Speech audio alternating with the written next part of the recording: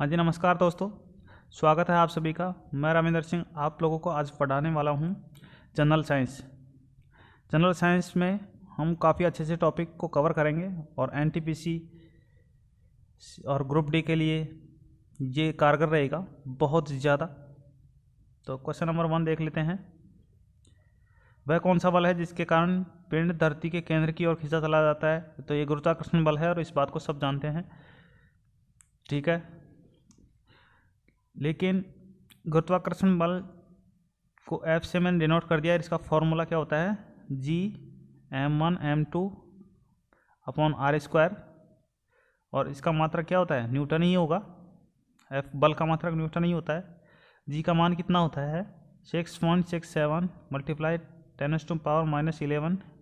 और मात्रक क्या होता है? मात्रक भी पूछ लेता है कई बार एग्जाम में। Newton into metre square upon kilogram का स्क्वायर, ठीक है। इतना बात ठीक है। और जी का रेफरेंस वैल्यू आता कैसे है? जैसे अपन जानते हैं न्यूटन के सेकंड नियम से, F बराबर ma। ए सामान्य त्वरण है। अपन गुरुत्वाकर्षण त्वरण की बात करते हैं तो जी का मान ले लेंगे। जी का मान इधर भाग लग जाएगा m का, तो F अपॉन m हो जाएगा। और इसका मात्रक क्या हो जाएगा? Newton upon kilogram. और जी का वैल्यू क्या है? 9.8 मीटर पर सेकंड स्क्वायर होता है ना, ठीक है। त्वरण का मान न्यूटन अपॉन किलोग्राम भी होता है, ठीक है। ये भी आपको ध्यान रखना है।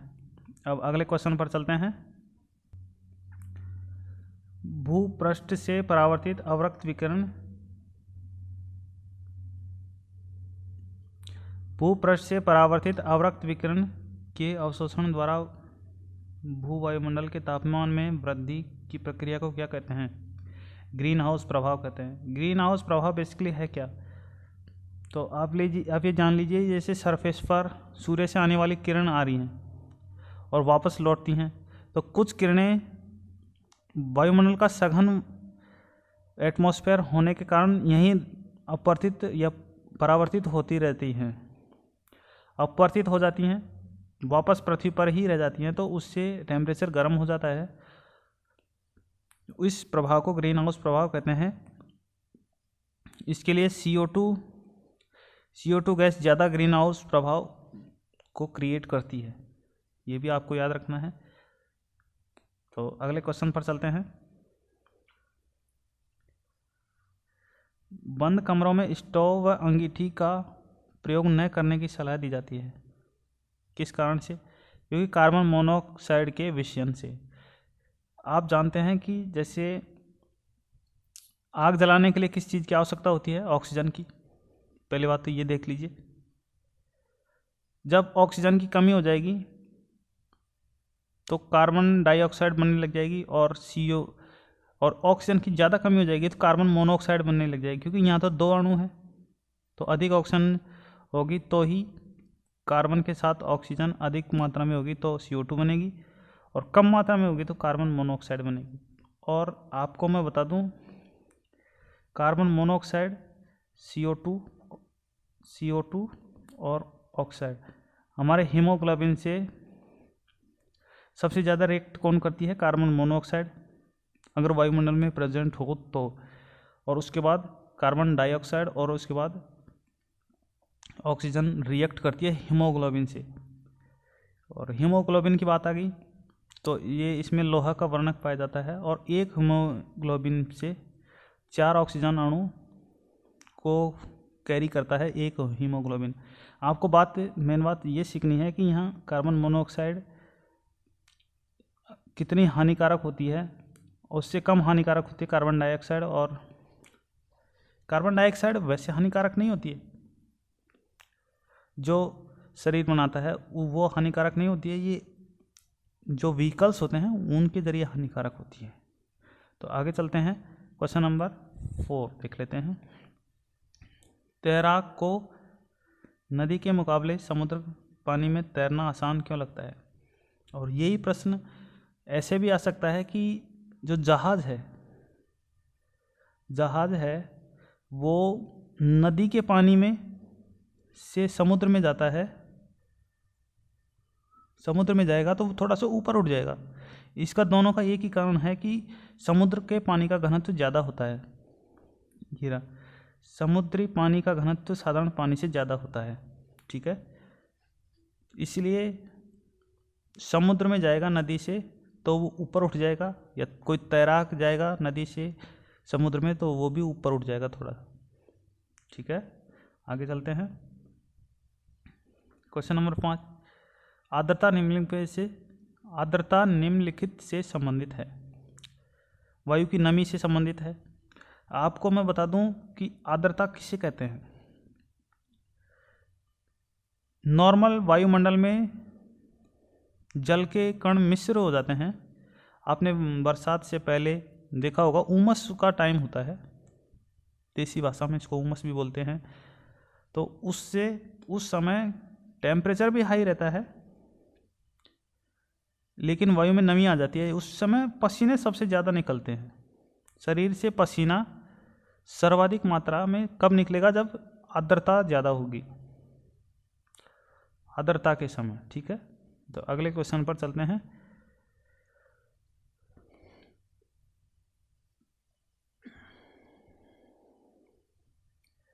किस गुणधर्म के कारण पानी से भरे बर्तन में डुबोई गई छड़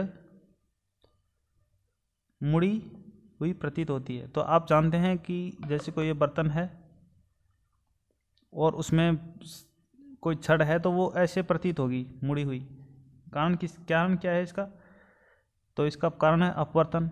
जल से भरा कोई बर्तन है तो इसमें कोई छड़ डुबो दी तो वो छड़, जैसे प्रकाश की किरण आएगी तो सरल माध्यम से सघन माध्यम में जाएगी, तो अभिलंब की ओर आपतित होगी तो वो इधर ही मुड़ जाएगी, पूरी सीधी नहीं जाएगी। तो इस प्रभाव को अपवर्तन ही तो बोलते हैं।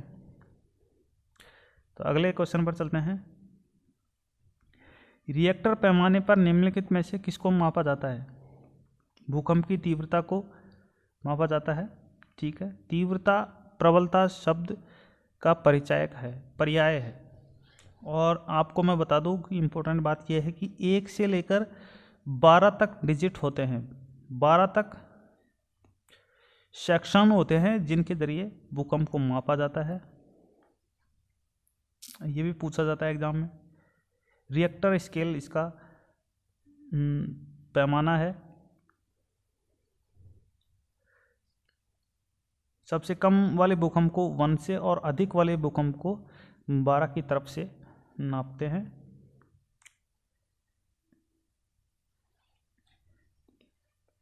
पास आती हुई रेलगाड़ी की सीटी की आवृत्ति या तीक्ष्णता बढ़ती है घटती है, ऐसा किस परिघटना के कारण होता है? तो ये डॉपलर इफेक्ट, आपने पढ़ा होगा डॉपलर इफेक्ट के बारे में। आगे चलते हैं। श्रव्य परिसर में ध्वनि तरंगों की आवृत्ति क्या होती है? तो आपको पता है 0 से 20 हर्ट्ज के बीच में अवश्रव्य तरंगें होती हैं। 20 हर्ट्ज की आवृत्ति वाली तरंगें अवश्रव्य तरंगें होती हैं, और 20 से 20,000 की आवृत्ति वाली तरंगें श्रव्य तरंगें होती हैं, और 20,000 से ऊपर की तरंगें इंफ्रासोनिक तरंगें होती हैं, ठीक है। और ये जंतु भी याद रखिए। अब कौन सा जंतु अवश्रव्य यानी 0 से 20 हर्ट्ज तक की ध्वनि तरंगे उत्पन्न करता है? तो आपको याद रखना है गैंडा, हाथी और व्हेल मछली। ये 0 से लेकर 20 हर्ट्ज तक की ध्वनि तरंगे उत्पन्न करते हैं या सुन सकते हैं, आप ऐसा याद रखिए। और 20 से 20,000 हर्ट्ज तक की ध्वनि मानव द्वारा सुनी जाती है, और 20,000 हर्ट्ज से ऊपर की ध्वनि तरंगे इंफ्रासोनिक तरंगे कौन क्रिएट करता है? तो इसके बारे में आपको याद रखना है डॉल्फिन, और कुछ प्रजातियों के शलभ भी होते हैं यानी छोटे बच्चे, वो भी 20,000 से ऊपर की ध्वनि को 20,000 हर्ट्ज से ऊपर की ध्वनि तरंग वाली ध्वनि को सुन सकते हैं, बोल सकते हैं। तो आपको इसके लिए आपको याद रखना है डॉल्फिन, डॉल्फिन। ठीक है, अगले क्वेश्चन पर चलते हैं। निम्नलिखित में से किसका प्रयोग समुद्र की गहराई जानने, कोई मोटाई मापने, हिमशैल की स्थिति, धातुओं में त्रुटि इत्यादि जानने के लिए होता है? तो किसका होता है? पराश्रव्य तरंगे। ठीक है, पराश्रव्य तरंगे का यूज कोई संकीर्ण जैसे बंदूक की नली है तो उनको साफ करने के लिए भी पराश्रव्य तरंगों का यूज होता है। चलते हैं। निम्नलिखित में से अवश्रव्य के निम्नलिखित में से अवयव के समस्थानिक की विशेषता क्या है?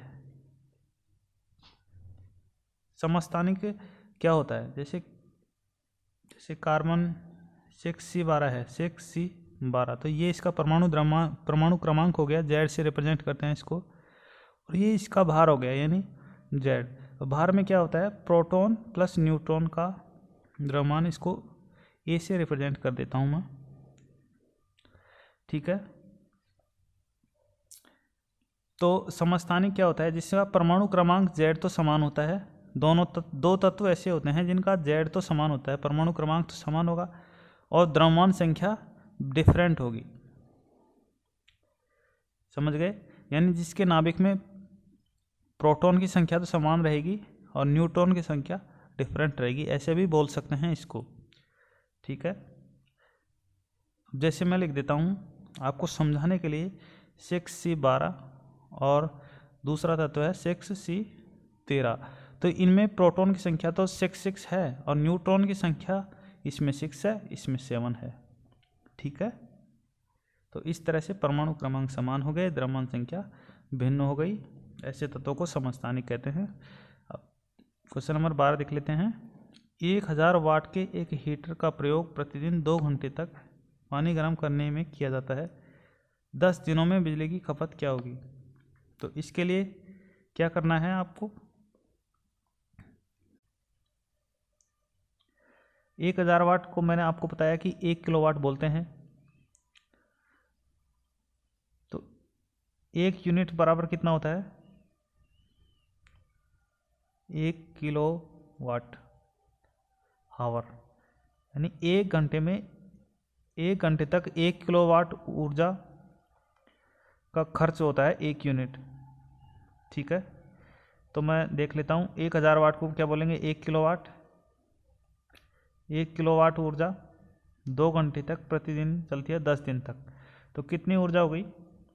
20 किलोवाट हो गई। और 20 किलोवाट इस ऑप्शन में है, तो ये हमारा ये ऑप्शन आंसर हो जाएगा। चलते हैं नेक्स्ट क्वेश्चन पर।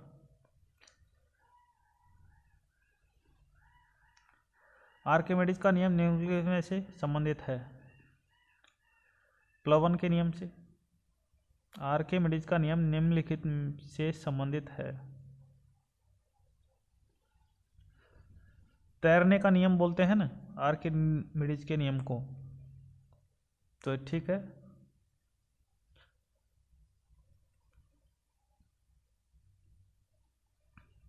पानी का टैंक साफ करने के लिए सफाई कर्मचारी एक सफ़ेद पदार्थ का प्रयोग करता है। पदार्थ में क्लोरीन की तेज गंध होती है। वह पदार्थ क्या है? तो ब्लीचिंग पाउडर यानी विरंजक चूर्ण। पानी साफ करने के लिए भी इसका प्रयोग होता है।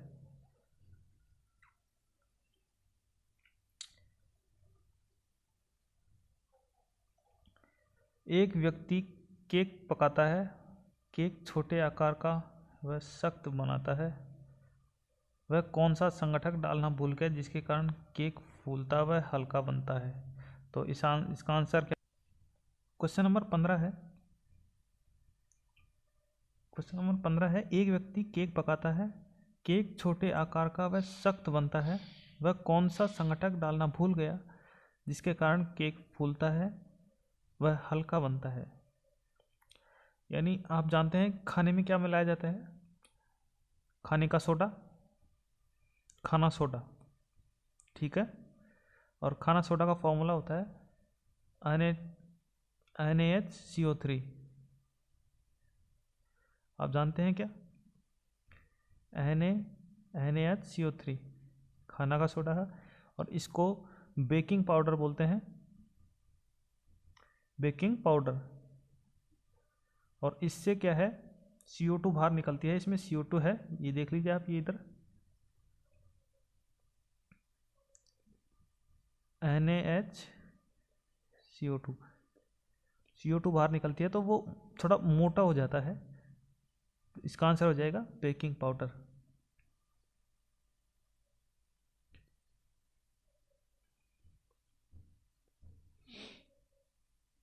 तो अगले क्वेश्चन पर चलते हैं।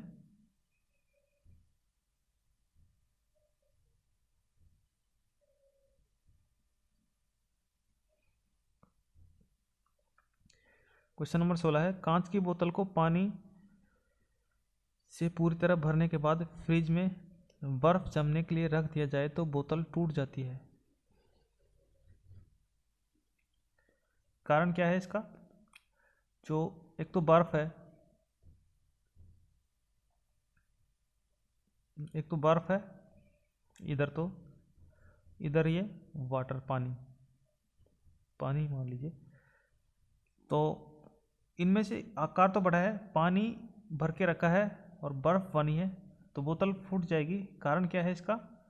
क्योंकि पानी जब बर्फ बन जाता है तो उसका आकार बढ़ता है, बढ़ जाता है, ठीक है, तो इसलिए बर्फ फूट जाती है, बोतल फूट जाती है।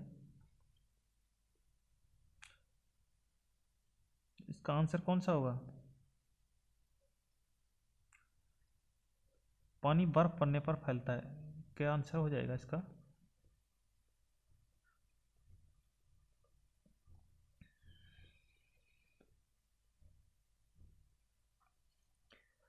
वाणिज्यिक क्षेत्रों में निम्नलिखित में से किस कंप्यूटर की प्रोग्रामिंग भाषा का सबसे अधिक प्रयोग किया जाता है? तो इस क्वेश्चन का आप आंसर आप मुझे कमेंट बॉक्स में दोगे, ठीक है। मैं अगले पर चलूँगा और इसका आंसर मैं अगले वीडियो में डालूँगा। कोई कंप्यूटर कितना भी आधुनिक क्यों न हो, निम्नलिखित में से कौन सा अभिलक्षण अनुपस्थित ही रहता है? बुद्धि, बुद्धि कंप्यूटर में अनुपस्थित रहता है। आजकल तो रोबोट वगैरह में बुद्धि भी इंक्लूड कर दी गई है। क्वेश्चन नंबर 19 देख लेते हैं। प्राकृतिक गैस में 80% क्या होता है? प्राकृतिक गैस में 80% होती है मीथेन। वैसे खाना बनाने वाली गैस होती है, खाना पकाने वाली गैस, उसमें क्या होता है? ये भी लिखा हुआ है ना, खाना पकाने वाली गैस। तो खाना पकाने वाली गैस में प्रोपेन प्लस ब्यूटेन का मिश्रण होता है, ठीक है। और जो ये गैसें ऐसी होती हैं जिनमें किसी प्रकार की गंध नहीं आती है, और इन गैसों का रिसाव जब हो तो उसका पता लगाने के लिए इसमें मिथाइल मरकैप्टेन मिलाया जाता है, मिथाइल मरकैप्टेन, ठीक है। तो उससे क्या है, गैस का पता लग जाता है कि गैस लीकेज हो रही है या नहीं, ठीक है। निम्नलिखित में से कौन सी गैस हंसाने वाली गैस है? तो कौन सी है? नाइट्रस ऑक्साइड, NO2 है इसका नाम। NO2 नहीं है, N2O नाइट्रस ऑक्साइड है। और जो ये Na2 है, नाइट्राइट है ये। और NO3 को बोलते हैं नाइट्रेट, नाइट्रेट। पौधे सर्वाधिक मात्रा में NO3 जो नाइट्रोजन ग्रहण करते हैं पौधे, वो नाइट्रेट की अवस्था में करते हैं, और कम मात्रा में करते हैं, कम प्रेफर करते हैं नाइट्राइट को। और जो नाइट्रस ऑक्साइड है N2O बोलते हैं उसको। ठीक है, मैंने तीनों क्वेश्चन आपके क्लियर कर दिए हैं। अब अगले क्वेश्चन पर चलते हैं। निम्नलिखित में से कौन मसूड़ों से खून निकलने से रोकता है? तो ये एस्कॉर्बिक एसिड है। ये विटामिन का क्वेश्चन है, तो आप जानते हैं विटामिन बी कई तरह से होता है। B1 भी है, B2 भी है, B3, B5, B6। B1 को क्या कहते हैं? थायमिन। B2 को राइबोफ्लेविन, B3 को नियासिन कहते हैं, B5 को पेंटोथेनिक एसिड, B6 को पायराडॉक्सिन बोलते हैं। तो इस तरह से आपको याद रखना है, ये थायमिन बी का ही कॉम्प्लेक्स है। ठीक है। जर्मन सिल्वर निम्नलिखित से किसकी मिश्र धातु है? तो एक कॉपर, जिंक और निकल हो जाएगा। गीले कपड़े गर्म दिनों में जल्दी क्यों सूखते हैं? क्योंकि हवा का उच्च तापमान वाष्पन सोखने में मदद करता है। निम्नलिखित को सुमेलित कीजिए। बेकिंग सोडा मैंने बताया था, खाने का सोडा, सोडियम बाइकार्बोनेट बोलते हैं इसको, कास्टिक सोडा और वॉशिंग सोडा। वॉशिंग सोडा, धावन सोडा, सोडियम क्या है ये? खाने का सोडा, तो इसको मिला देंगे अपन सोडियम बाइकार्बोनेट से। कास्टिक सोडा सोडियम हाइड्रोक्साइड होता है NaOH, तो ये हो गया। वॉशिंग सोडा यानी धावन सोडा, तो ये सोडियम कार्बोनेट हो गया। वॉशिंग सोडा का फॉर्मूला है Na2CO3, यानी इसमें H नहीं होता है बस। ये वॉशिंग सोडा का फॉर्मूला हो गया।